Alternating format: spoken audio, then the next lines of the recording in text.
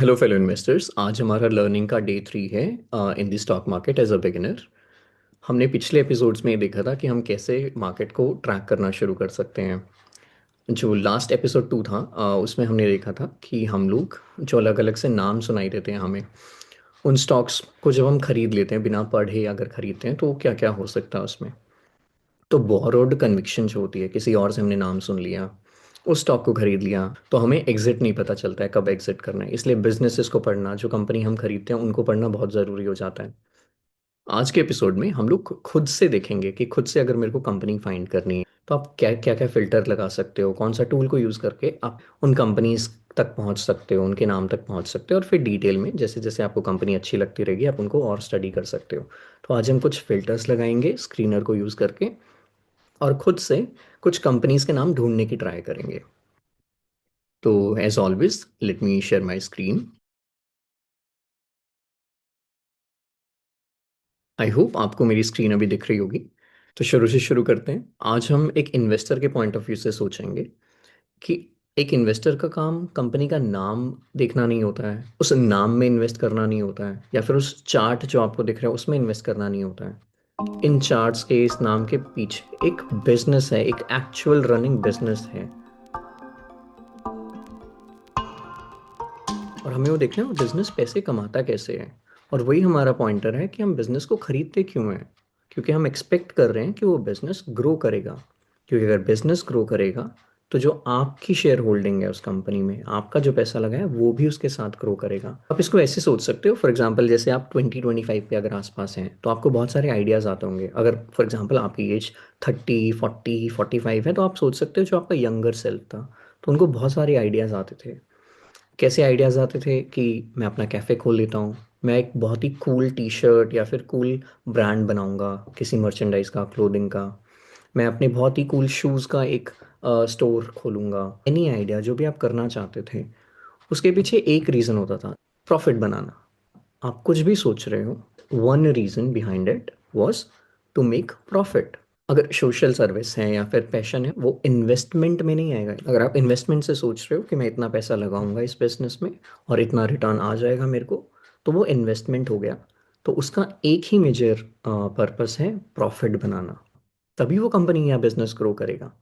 तो at the end what drives a company, जो एक कंपनी है, जो बिजनेस है, या तो वो कोई प्रोडक्ट बेचती है या कोई वो सर्विस ऑफर करती है। जो उसके कस्टमर होते हैं फॉर एग्जांपल, उससे वो सर्विस खरीदते हैं, प्रोडक्ट खरीदते हैं और बदले में उसको पैसे देते हैं। आपका कुछ खर्चा होता है उन सर्विस को देने में, उन प्रोडक्ट को बनाने में। आपको कस्टमर कुछ पैसे देते हैं उनके बदले में। उनके बीच का डिफरेंस आपका प्रॉफिट बन जाता है। पहली चीज किसी भी स्टॉक को ग्रो करने के लिए क्या है, वो बिजनेस ग्रो करना चाहिए। क्योंकि अगर सेल्स ग्रो करेगी तो ही बिजनेस ग्रो होगा, तो आपका पैसा ग्रो करेगा। तो यहाँ पे रेवेन्यू की ग्रोथ बहुत इंपॉर्टेंट है। अभी हम धीरे धीरे जैसे इन कंपनीज को, बिजनेसेस को समझते जाएंगे कि काम कैसे कर रहे हैं ये, हम अपने फिल्टर बनाते जाएंगे, और at the and in filters को यूज करके हम एक लिस्ट ऑफ कंपनीज निकालेंगे। तो हम आ जाते हैं अपने फर्स्ट फिल्टर पे, वो क्या होगा, रेवेन्यू विच इज सेल्स, जिसको हम टॉप लाइन भी बोलते हैं।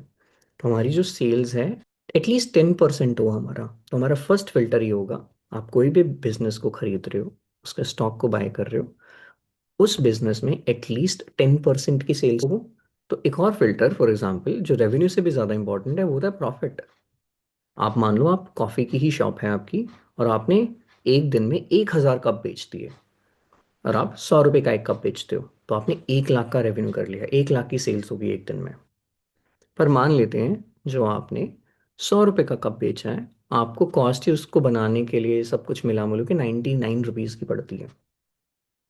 तो आपका बचा कितना, एक कप पे कितना प्रॉफिट हुआ, 1 रुपये। तो आपकी ओवरऑल सेल्स आपको दिख रही होगी 1 लाख रुपए की, पर एक कप पे आपका सिर्फ 1 रुपये बचता है, तो 1,000 कप बेचने पे आपको सिर्फ 1,000 रुपीज का प्रॉफिट हुआ है। तो रेवेन्यू तो इंपॉर्टेंट है ही, उसके साथ साथ प्रॉफिट भी बहुत इंपॉर्टेंट है। तो प्रॉफिट का हमारा नेक्स्ट फिल्टर हो गया। और प्रॉफिट क्यों चाहिए आपको, आपको जो प्रॉफिट आएगा, जो कमाई एक्स्ट्रा होगी आपकी, उससे आप नई शॉप्स खरीद सकते हो, नए कैफ़े खोल सकते हो, और ज़्यादा टेबल बढ़ा सकते हो, चेयर बढ़ा सकते हो अपने रेस्ट अपने कैफ़े में। तो प्रॉफिट आपको एक्सपेंशन के लिए चाहिए, और बड़ा बिजनेस करने के लिए चाहिए। तो एक हमने देखा फिल्टर वन, सेल्स का फिल्टर, और सेकंड फिल्टर अभी हमने देखा वो है अर्निंग्स का फिल्टर, विच इज प्रॉफिट, जिसको हम बॉटम लाइन भी बोलते हैं। Revenue is top line, profit is bottom line. Revenue का हमने फिल्टर लगाया था एटलीस्ट 10%, तो अर्निंग्स में हम फिल्टर लगा सकते हैं कि कम से कम 15% अगर आपकी अर्निंग ग्रो कर रही है तो चांसेस आर कि आपका बिजनेस अच्छा ग्रो कर सकता है। हमने दो फिल्टर लगा लिए अपने लिए जो हम यूज कर सकते हैं। और क्या होता है, अगर आपको इफेक्टिवली रन करना है कोई भी बिजनेस, तो मान लेते हैं आपके थोड़े बहुत पैसे बनने लग गए, अर्निंग्स आने लग गई। एक बिजनेस ने क्या किया है, एक बिजनेस ए है, एक बिजनेस बी है। एक बिजनेस ने पैसे को लग्जरी गाड़ी खरीदने में खर्च कर दिया, दूसरे बिजनेस ने पैसे को एक नया कैफे खोलने में खर्च कर दिया। कौन सा ज्यादा एफिशिएंट बिजनेस आपको लग रहा है जो अच्छे से रन हो रहा है? Business B. एक और एग्जांपल इसका आप देख सकते हो कि बिजनेस ए है जो, उसने बहुत ही ज्यादा लोन उठा लिया है जिसका वो 10% 12% इंटरेस्ट अब दे रहा, चुका रहा है। जो बिजनेस बी है, उसने खुद का पैसा लगाया है, उसने लोन पे ज्यादा नहीं लिया, बहुत ज्यादा, क्योंकि उसके प्रॉफिट आ रहे थे, उसने उसी को फर्दर इन्वेस्ट कर दिया बिजनेस को ग्रो करने में। तो बिजनेस ए है, अब उसको इंटरेस्ट भी ज्यादा चुकाना पड़ेगा, डेट बहुत ज्यादा ले लिया मान लेते हैं उसने। तो कौन सा ज्यादा एफिशिएंट है बिजनेस? B business. आपको अगर किसी में इन्वेस्ट करना है, आप किस में करेंगे? बिजनेस बी में। क्या ऐसा कोई फिल्टर है जो मुझे ये बता देगा कितना एफिशिएंटली रन हो रहा है बिजनेस? उस फिल्टर को बोलते हैं आरओई, रिटर्न ऑन इक्विटी। तो which is our third filter. तो आरओई हमारा कितना, एटलीस्ट 15% होना चाहिए। आरओसीई भी फिल्टर होता है सिमिलर, उसमें जो जिसमें एसेट्स बहुत ज़्यादा होते हैं उसमें हम आरओसीई यूज़ करते हैं। जिसमें एसेट्स बहुत कम होते हैं, for example asset light businesses होते हैं जैसे आईटी हो गया, तो उसमें तो आरओई कर रहे हैं हम लोग। पर अगर एसेट हैवी है, सीमेंट स्टील का प्लांट है कुछ है, तो उसमें हम आरओसीई को भी यूज़ करते हैं। अभी के लिए हम आरओई देखते हैं एफिशिएंसी के लिए, अपने एग्जाम्पल के लिए। तो आरओई एटलीस्ट 15% से ज़्यादा हो। एक फिल्टर लगाया सेल्स कम से कम 10% से ज़्यादा हो, तो वो अच्छा बिजनेस हो सकता है, चांसेस हैं वो ग्रो कर सकता है। ऐसे ही प्रॉफिट 15% हो एटलीस्ट, तो चांसेस है ग्रो करेगा बिजनेस। थर्ड, कि वो एफिशिएंटली रन हो रहा हो, आरओई जिसको बोलते हैं रिटर्न ऑन इक्विटी, कि वो कम से कम 15% आरओई कर रहा हूँ, तो एफिशिएंटली रन हो रहा है, आपको दिख गया। ये वाले फिल्टर जैसे हमने जो अप्लाई किए हैं वो इसलिए हम लगा रहे हैं ताकि हम अच्छी क्वालिटी के बिजनेस खरीद पाएं। क्योंकि अगर ये पर ग्रोथ आ रही है, एफिशिएंटली रन कर रहा है, तो बिजनेस ग्रो करेगा और अल्टीमेटली मेरा स्टॉक भी ग्रो करेगा। अब हम देखते हैं एक बिजनेस अच्छे से और अच्छा बनता जा रहा है। मान लेते हैं एक कोई बिजनेस है जो एक सिंपल, बहुत ही बेसिक चीजें बेचता था, आपको लेट से ऊन बेचता था, धागा बेच रहा है, ऊन बेच रहा है, कमोडिटी है वो नॉर्मल। बट यही बिजनेस, मान लेते हैं आप पूरी शर्ट बना के बेचने लग गया। आपको क्या लग रहा है मार्जिन किस में ज्यादा होंगे? जो ऊन बेच रहे हैं उसको ज्यादा मार्जिन मिल रहे होंगे, या फिर जो पूरी शर्ट बेच रहे हैं उसको ज्यादा मार्जिन मिल रहे होंगे? कौन से बिजनेस को? आंसर इज जो शर्ट बेच रहा है। ऐसे ही फॉर एग्जांपल कोई सिंपल सा केमिकल बेच रहा है, कोई स्पेशल केमिकल बेच रहा है, तो जो स्पेशलिटी केमिकल वाली कंपनी है उसमें मार्जिन ज़्यादा होंगे। तो ये हमारा नेक्स्ट फिल्टर है विच इज़, जिसको हम बोलते हैं ओपीएम, ऑपरेटिंग मार्जिन। वो कितना होना चाहिए? अगर हम 10% से ज़्यादा किसी का ओपीएम मार्जिन है तो उसको बोल सकते हैं हाँ ठीक है, अच्छा बिजनेस है। तो ये हमने एक फोर्थ फिल्टर भी लगा लिया। एक और रीज़न होता है, कोई भी कंपनी है चाहे वो बहुत अच्छा परफॉर्म कर रही हो, कोई भी बिजनेस है, आपने बहुत सारा सुना होगा कि ये तो बहुत अच्छा ग्रो कर रहा था बट एकदम से कर्जे में डूब गई। बहुत सारे एग्जांपल आपको याद भी आ रहे होंगे अभी अलग अलग कंपनीज के। आपने बिग बाजार सुना होगा, आपने बहुत सारे ऐसे सुने होंगे जो लिस्टेड स्टॉक थे, बट क्योंकि उन्होंने इतना कर्जा ले लिया था एक्सपांड करने के लिए, तो वो कर्जा बढ़ता गया बढ़ता गया बढ़ता गया, और एट द एंड उनको अपना बिजनेस बंद करना पड़ा, वो कोलैप्स हो गया बिजनेस। तो ऐसी कौन सी चीज़ है जो आपके बिजनेस जिसमें आप फॉर एग्जांपल पैसा लगा रहे हो उसको कोलैप्स कर सकती है, उसको फेल कर सकती है? तो अगर आपकी कंपनी में डेट है तो फॉर एग्जांपल वो फेल भी हो सकती है। तो हम एक और फिल्टर ऐड करते हैं विच इज डेट, जिसको हम डेट टू इक्विटी रेशियो भी बोलते हैं। मान लेते हैं अगर कोई कंपनी 100 करोड़ की है और उसने 1 करोड़ का अगर डेट भी उठा लिया कहीं से, कर्जा लिया है, तो 100 करोड़ की कंपनी है, सिर्फ 1 करोड़ का डेट है तो मैनेजेबल है। बट मान लेते हैं 100 करोड़ की कंपनी है और उसने 200 करोड़ का डेट उठा लिया है, कर्जा ले लिया है, अब चांसेस आर कि वो फेल भी हो सकता है, रिस्क बहुत ज़्यादा हो गया है। इसमें हम डेट टू इक्विटी रेशियो को एज अ पैरामीटर यूज़ कर सकते हैं। तो ये हमारा नेक्स्ट फिल्टर हो गया which is debt to equity ratio. और यूजुअली कितना हम बोल सकते हैं कि मैनेजेबल होता है कर्जा? किसी भी, देखो कर्जा लेती हैं कंपनीज ग्रो करने के लिए, बट मैनेजेबल होना चाहिए। तो एक अमाउंट जो फिल्टर अभी हम लगा सकते हैं कि वो मैनेजेबल है नहीं, वो है कि अगर 20% से ज़्यादा ना हो बस वो, तो हम बोलते हैं डेट टू इक्विटी रेशियो 20% से कम होना चाहिए। This is our next filter. Debt to equity is less than 0.2। तो ऐसे इन बिजनेसेस को जज करने के लिए क्या और भी फिल्टर होते हैं? बहुत सारे फिल्टर हैं। फॉर एग्जाम्पल, कंसिस्टेंसी होनी चाहिए। आपने बोला कि सेल्स 10% से ज़्यादा होनी चाहिए। आपने बोला जो मैं बिजनेस ले रहा हूँ उसमें प्रॉफिट 15% से ज़्यादा होना चाहिए। हो सकता है इस साल किसी रीज़न की वजह से उसकी प्रॉफिट बहुत ज़्यादा हो गया था, किसी रीज़न की वजह से सेल्स बहुत ज़्यादा हो गई थी। तो क्या वो अच्छा बिजनेस है? नहीं, आपको देखना है पिछले साल भी। फॉर एग्जाम्पल, उसकी सेल्स अच्छी होनी चाहिए, उससे पिछले साल भी अच्छी होनी चाहिए, उससे पिछले साल भी। तो कंसिस्टेंटली सेल्स दिखानी है उसको। एकदम से किसी एक सीजन में आके उसने बहुत सारा कुछ बेच दिया और प्रॉफिट कमा लिया, वो अच्छा बिजनेस नहीं है। अगर वो कंसिस्टेंटली अर्न कर रहा है, कंसिस्टेंटली अपनी अर्निंग ग्रोथ कर रहा है, तो अच्छा है। तो कंसिस्टेंसी के लिए भी एक हम फिल्टर लगाते हैं। For example, sales last 5 year की अगर 10% से ज़्यादा है तो अच्छा, आप बोल सकते हो कि हाँ कंसिस्टेंट है। ऐसे ही प्रॉफिट में आप लगा सकते हो कि लास्ट 5 ईयर का प्रॉफिट जो है उसका ऑन एन एवरेज 15% से ज़्यादा होना चाहिए। तो जो ये बिजनेसेस हम खरीदने वाले हैं, जो स्टॉक खरीदने वाले हैं, उनकी क्वालिटी को जज करने के लिए हमने कुछ कुछ फिल्टर लगा दिए, और मान लेते हैं बहुत सारे इस फिल्टर को पास भी कर लेती हैं कंपनीज। क्या सारी कंपनी को खरीद लेना है हमें? मान लेते हैं क्वालिटी अच्छी है कंपनी की, बट वो बहुत ही महंगी मिल रही है। तो क्या इस टाइम पे उस कंपनी को खरीदना चाहिए, उस स्टॉक को खरीदना चाहिए? तो हमने लास्ट वीडियोस में डिस्कशन भी की है कि अगर हम महंगा कंपनी खरीद लेते, कोई महंगा स्टॉक खरीद लेते हैं, चांसेस आर कि वो वहीं पे रहेगा कई साल तक, और हो सकता है वो नीचे भी आ जाए। डिस्पाइट वो अच्छी कंपनी हो सकती है, सेल्स भी कर रही हो, बट वो बहुत महंगी है। मान लेते हैं आप मार्केट में गए फ्रूट्स खरीदने, तो कई बार आप नारियल लेके आते हो, उसमें पानी नहीं निकलता है। कई बार आप तरबूज लेके आते हो, वो मीठा ही नहीं निकलता है। तो हमने बहुत सारी वीडियोस देखी होती हैं, हम पूछते हैं किसी से कि यार मुझे कैसे पता चलेगा ये तरबूज मीठा है या नहीं, मुझे कैसे पता चलेगा इस नारियल पानी जो मैं खरीद रहा हूँ इसमें पानी है या नहीं इस नारियल में। तो हमें कुछ कुछ वो बोलते हैं कि तरबूज नीचे से, फॉर एग्जांपल, एक जगह से पूरा पीला होना चाहिए। आप जब उसको उठाओगे तो डेंस लगना चाहिए, डेंसिटी बहुत ज़्यादा लगनी चाहिए, हैवी लगना चाहिए। ऐसे ही आप नारियल को ले रहे हो तो जब उसको थपथपाते हो, नारियल को टैप करते हो, तो आपको एक एको टाइप आनी चाहिए साउंड, मेटालिक साउंड, ताकि आपको पता चले पानी है। तो ऐसे बहुत सारे क्वालिटी चेक्स हैं। तो मान लेते हैं ये बिजनेसेस भी ऐसे कुछ ना कुछ फ्रूट्स ही हैं, और आप इन्होंने क्वालिटी चेक तो आपने कर लिया, और आपको मीठा तरबूज या फिर पूरा पानी से भरा हुआ कोकोनट भी मिल गया, एक नारियल भी मिल गया। पर क्या आप वो तरबूज 500 रुपये किलो खरीदोगे? या फिर एक जो कोकोनट है, यूजुअली नॉर्थ इंडिया में आपको 70-80 रुपीज़ एक उसका नारियल पानी का मिल जाता है, चाहे वो क्वालिटी है उस कोकोनट में, चाहे वो मीठा है तरबूज। पर क्या आप उसको 1000 रुपये 500 रुपये का खरीदोगे? नहीं, क्योंकि वो बहुत महंगा है।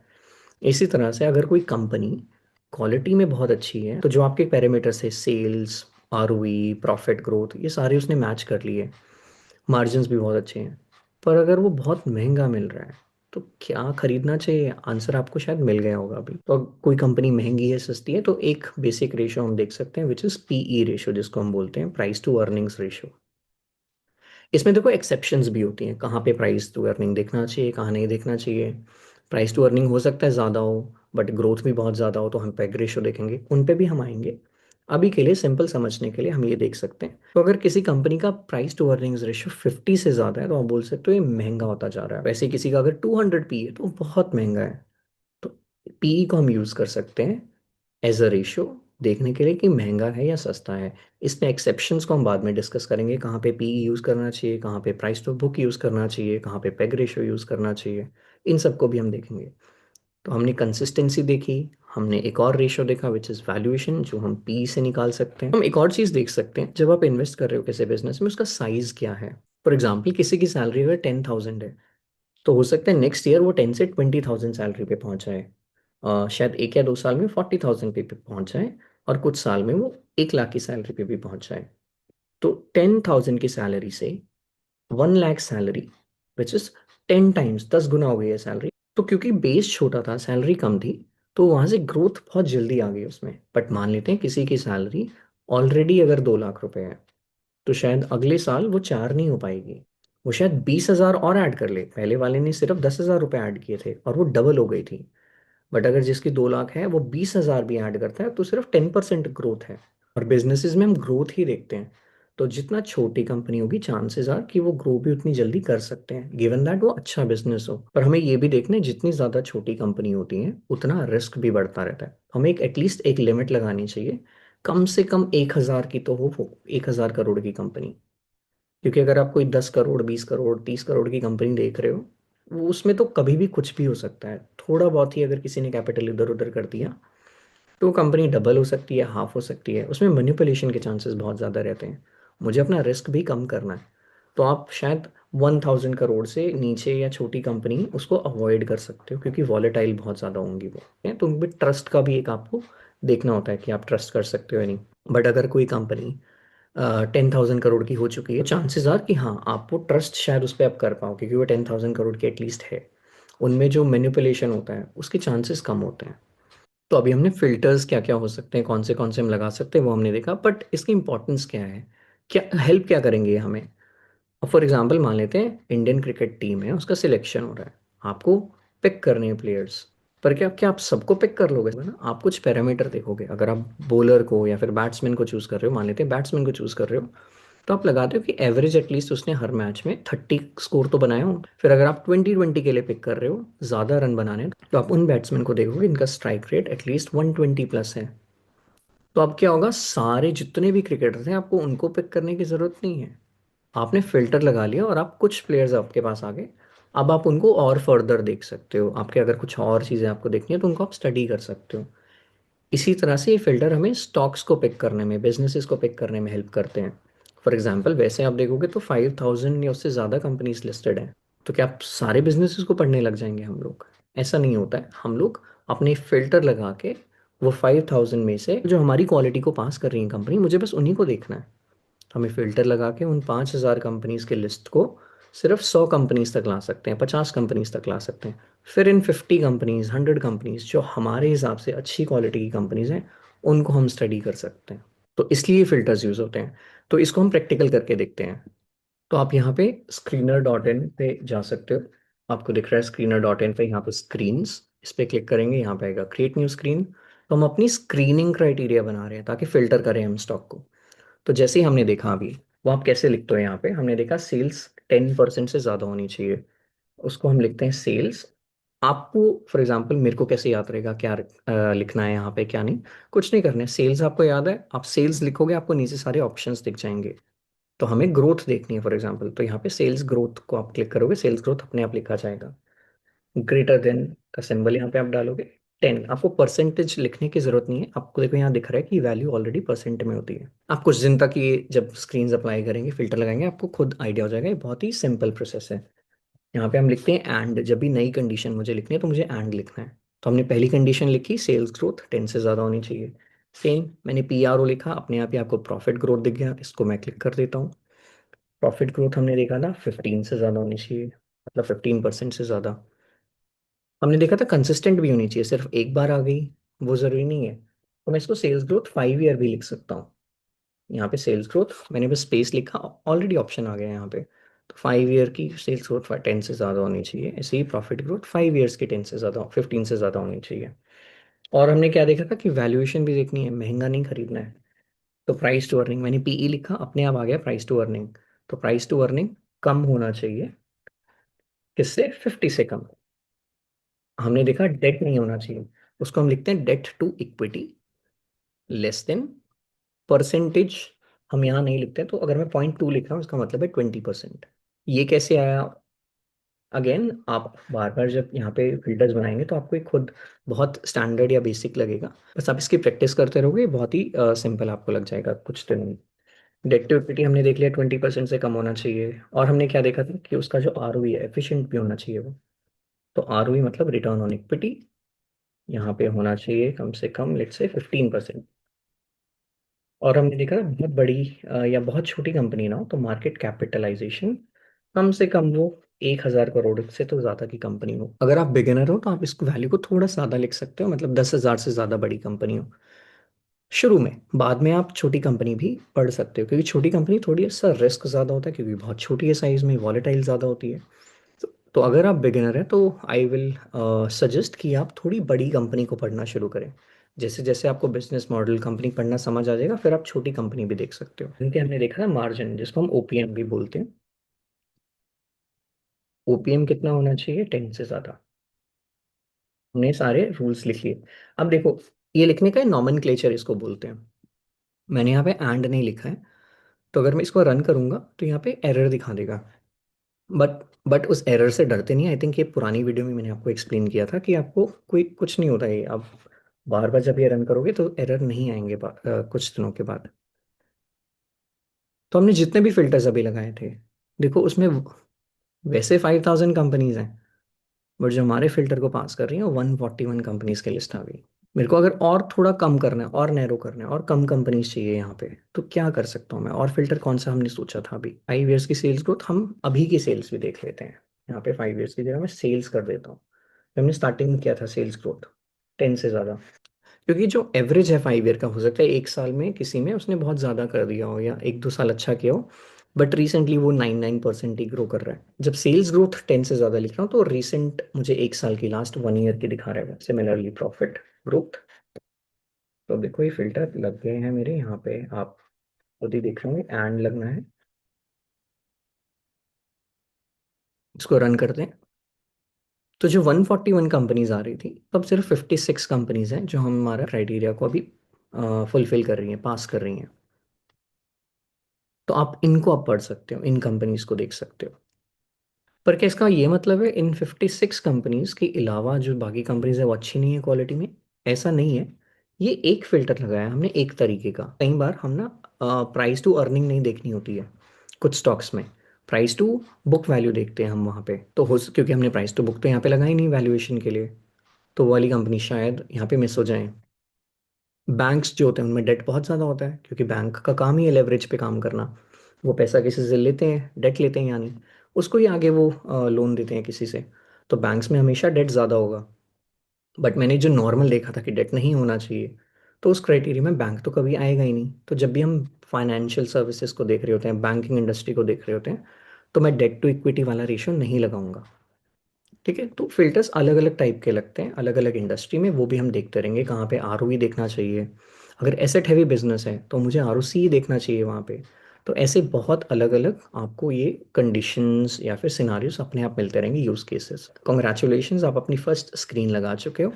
आप अपने हिसाब से नंबर्स को चेंज करके भी देखना कि आपको कौन से और आते हैं। आप चाहते हो मुझे और ज़्यादा ग्रोथ चाहिए, तो आप 15 की जगह 20% प्रॉफिट ग्रोथ कर दो। आप चाह रहे हो मुझे थोड़ी सी और बड़ी कंपनी लेनी है, तो आप मार्केट कैपिटल 20,000 कर सकते हो। तो 56 है। आप देखो यहाँ पे टिप्स म्यूजिक आपको दिख रहा है, यहाँ पे आपको कमिंस इंडिया दिख रही है एक कंपनी, आपको यहाँ पे पॉलीकैब दिख रही है, डॉक्टर लाल पैथ लैब दिख रही है, आपको आयशर मोटर, या आपने रॉयल इनफील्ड सुना होगा, उसकी कंपनी है। तो आपको काफ़ी यहाँ पे कंपनीज के नाम दिख गए। कुछ कंपनीज के नाम वो थोड़े से लेस कॉमन है, तो उनको मैं खुद से ले नहीं रहा हूँ, बट आपको ये कंपनीज मिल गई हैं, तो आपको इसको आप खुद स्टडी एक बार कर सकते हो। तो जैसे बैंक में अलग फिल्टर लगते हैं, तो हम एक एग्जांपल उसका देखते हैं कि बैंक में मुझे डेट टू इक्विटी नहीं देखना है, तो मैंने ये हटा दिया है यहाँ से।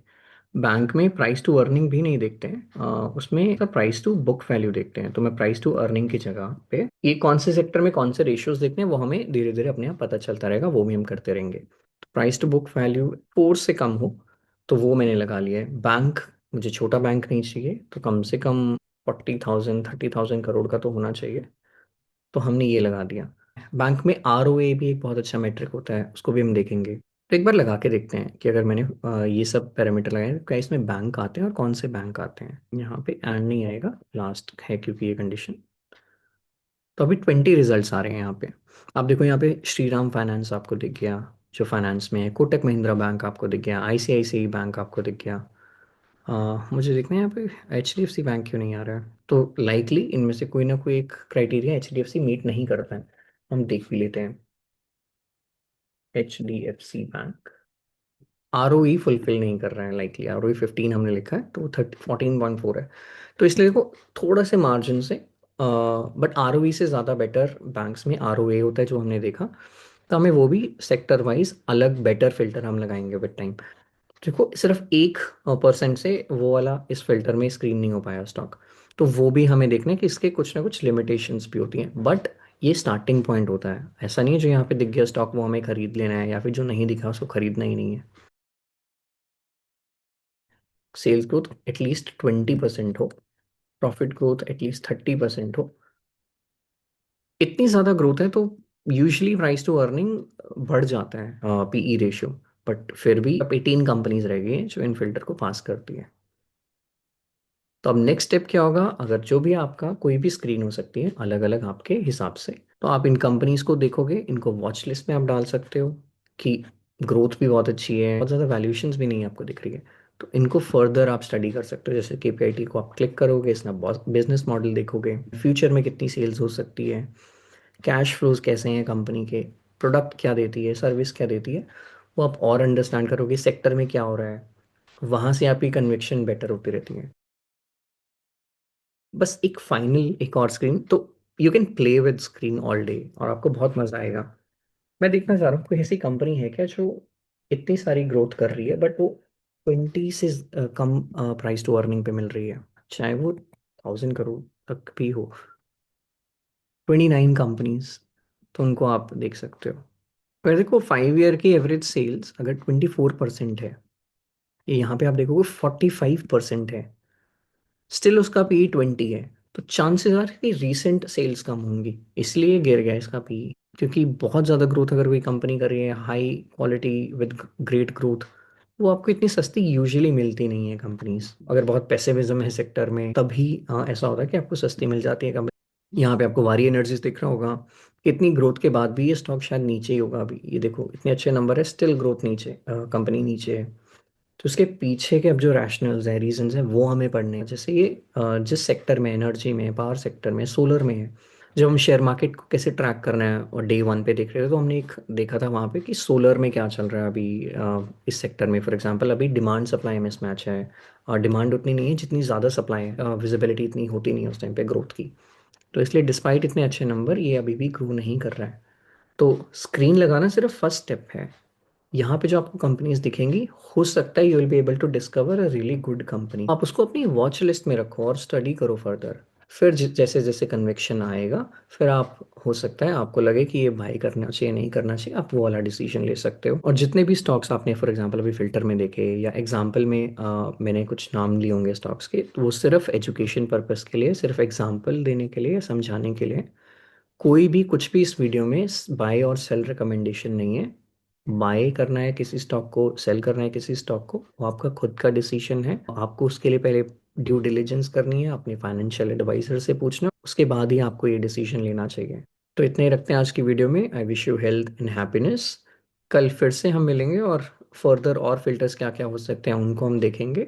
और फिर हम बाद में इन कंपनीज को और डिटेल में कैसे देखना है, इन सेक्टर्स को कैसे स्टडी करना है, धीरे धीरे करके हम अपनी नॉलेज को कंपाउंड करते रहेंगे। मिलते हैं नेक्स्ट वीडियो में, तब तक के लिए जय हिंद।